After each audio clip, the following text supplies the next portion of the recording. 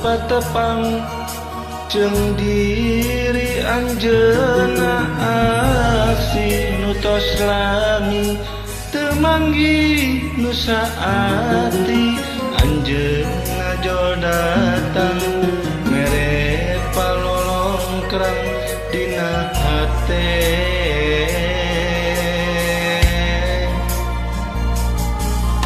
Harita geus wakca moal rek midua komo rek sulaya ngahianat ka cintana kuring nu geus janji bakal rek pasing kana janji nu geus saati.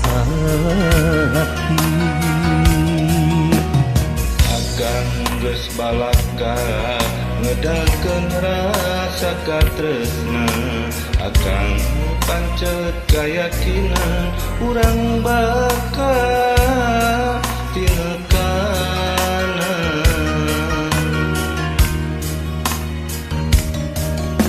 Asih nu pamungkas nu hamo bisa dipungkas katresna nu nyacas mualas cinta nu sajati nu hamo bisa kaganti moal arek calir kana janji nu geus saati.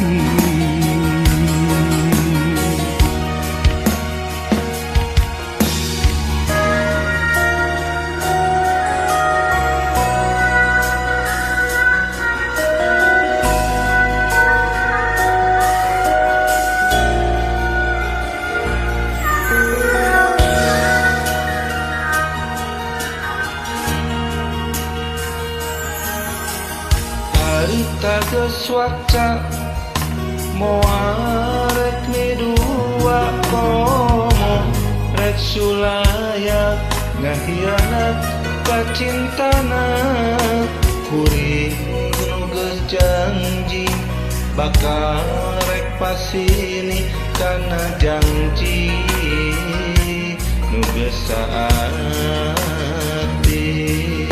Akang geus balaka ngedalkeun rasa katresna akang pancet kayakinan urang bakal tinekanan.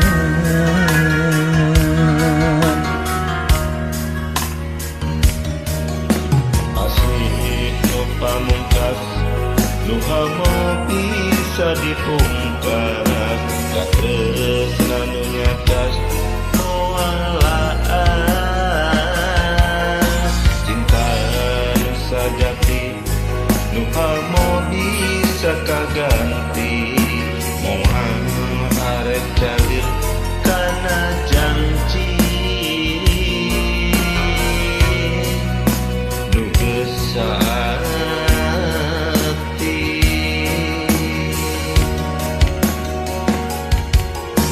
Asih nu pamungkas nu hamo bisa dipungkas katresna nu nyacas mualas cinta nu sajati nu hamo bisa kaganti moal arek calir kana janji nu geus saati.